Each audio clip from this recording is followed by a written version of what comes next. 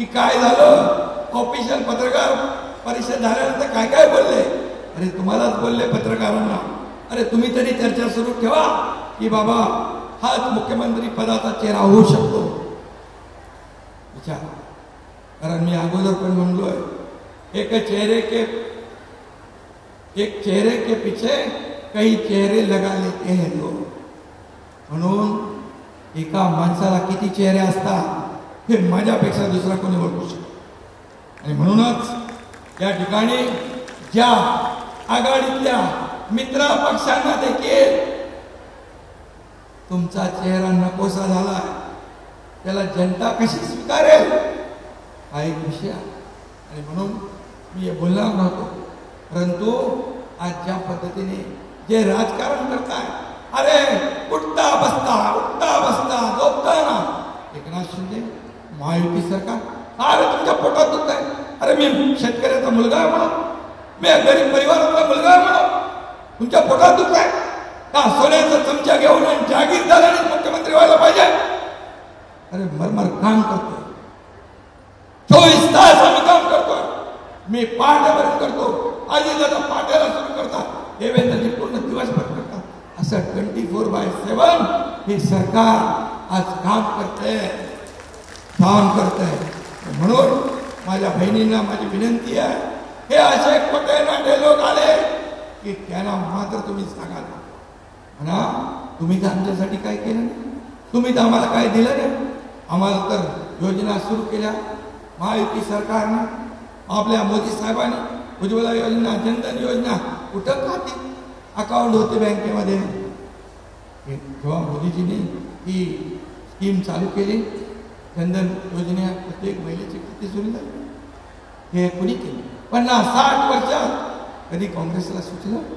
कधी नाही सुचलं. राजीव गांधी स्वतः सांगितलं, राजीव गांधींनी, की केंद्राने 1 रुपया दिला तर तो सर्वसामान्य माणसापर्यंत पोहोचेपर्यंत 15 पैसे होता. म्हणजे 85% भ्रष्टाचार. मी नाही सांगत, राजीव गांधी यांनी सांगितलं. मग जर आम्ही 3,000 1,500 तुमच्याकडे आहे, आम्ही देतोय महिन्याला, इथं जर सरकार दुसरं असतं तर किती पैसे मिळाले असते? 15% म्हणजे 400. आता तुम्हाला किती मिळाले? 1,500 पूर्ण. 3,000 2 महिन्याचे पूर्ण मिळाले ना. पूर्ण पैसे देणार सरकार आपला. मधले एजंट काढून टाकले, मधले सगळे दलाल काढून टाकले. डायरेक्ट डीबीटीने पैसे आमच्या महिलांच्या खात्यामध्ये जमा करण्याचा निर्णय आम्ही घेतला आणि पैसे जमा होतात. आणि म्हणून मी आपल्याला एवढंच सांगेन, विनंती करेन की तुमचा आशीर्वाद या भावांच्या पाठीशी कायम ठेवा. काय तुमच्या चेहऱ्यावरचा आनंद, आम्हाला आनंद होतो की एक काय मोठं आम्ही केलंय, काय मोठा दिवा लावलाय. आम्ही असं काही केलेलं नाही, पण जे काय सरकारकडून करता येईल तेवढं आम्ही केलंय. आज माझ्या बहिणीच्या चेहऱ्यावरचा आनंद, चेहऱ्यावर बघितल्यानंतर कळतं, तुमच्या चेहऱ्यावरचा आनंद पाहून आम्हाला जास्त आनंद होतो. मी आपल्याला सांगतो, मी मुख्यमंत्री पदाची शपथ जेव्हा घेतली तेवढा आनंद मला झाला, त्यापेक्षा जास्त आनंद आज या ठिकाणी होतोय महिलांच्या योजना सुरू केल्यानंतर. म्हणून हे देणारं सरकार घेणार नाही, कायमस्वरूपी योजना चालू राहील. आणि म्हणून जेव्हा तुमच्याकडे येतील त्यांना खडे बोल सुरू, त्यांना सांगा का आमच्या योजनेमध्ये खोडा घालतात, काय योजना बंद करायला बघतात. कोर्टात गेले, कोर्टाने दिली थप्पड. कोर्ट म्हणाले सरकारचा अधिकार, या बहिणींचे पैसे कोर्टाने पण थांबवले नाही. म्हणजे तुम्ही कोर्टात पण गेले ही योजना थांबवण्यासाठी. म्हणजे काय? तुमच्या पायाखालची वाळूस, तुमच्या छातीत खडके भरले. आनंदाचा शिदा तुम्हाला मिळतो. गणपतीला, दिवाळीला आनंदाचा शिदा काय मिळते?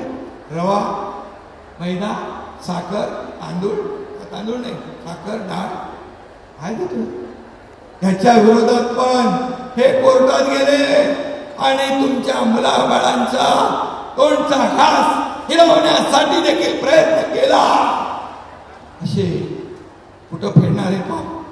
आणि म्हणून मुला बाळांचा तोंडचा घास पळवणाऱ्यांना तुम्ही उभं करणार आहे? तुम्ही उभं करणार अशा लोकांना?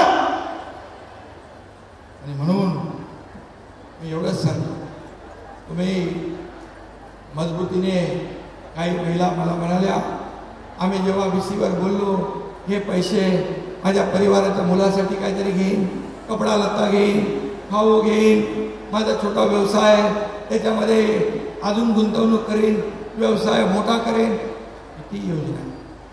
आणि म्हणून हे अर्थकारण जे चालवतात हे महिला आमच्या बहिणीपेक्षा दुसऱ्या कुणालाही ही काटकसर करता येत नाही. आम्ही काय, आमचे लाडके भाऊ आणि आम्ही सगळे बाहेर असतो, तुम्ही घर चालवता. म्हणून तुम्हाला हा छोटासा दिलेला आधार अर्थव्यवस्थेला चालना यातून मिळणार. हेच पैसे मार्केटमध्ये येतील, हे अर्थव्यवस्थेला चालना मिळेल. म्हणून याचा विकास, तुमचा विकास, तुम्ही सक्षम म्हणजे राज्य सक्षम. आणि म्हणून तुमचा विकास, महिलांच्या बहिणीचा विकास म्हणजे राज्याचा, पर्यायाने देशाचा विकास. आणि म्हणून हे राज्य नाही, देश आपल्याला पुढे न्यायचं आहे, महासत्ता बनवायचं आहे. मोदीजींच्या योजनांमध्ये आपण आणखी करतोय. आणि म्हणूनच या योजने मला आता उद्या जळगावला लखपती दिदीची योजना, त्याला आदरणीय प्रधानमंत्री मोदी येणार, म्हणजे लाडकी बहीण लखपती दिदी, मुख्यमंत्री माझी लाडकी बहीण झालं, लखपती बेटी झाली म्हणजे आपली मुलगी. ह्या सगळ्या जे काय आम्ही करतोय हे तुमच्या कल्याणासाठी. एकीकडे बघा विकास सुरू आहे, दुसरीकडे कल्याणकारी योजना, विकास आणि कल्याणकारी योजनांची सांगड घालण्याचा आम्ही प्रयत्न करतो. आणि म्हणून तुमचे आशीर्वाद आमच्या पाठीशी कायम असू द्या हीच विनंती करतो.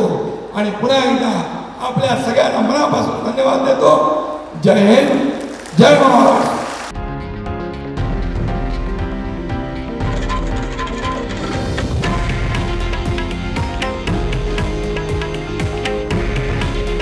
हे आहे देशातील नंबर 1 न्यूज नेटवर्क आणि आपण पाहत आहात TV9 मराठी. काळजी तुमची, हित महाराष्ट्राचं.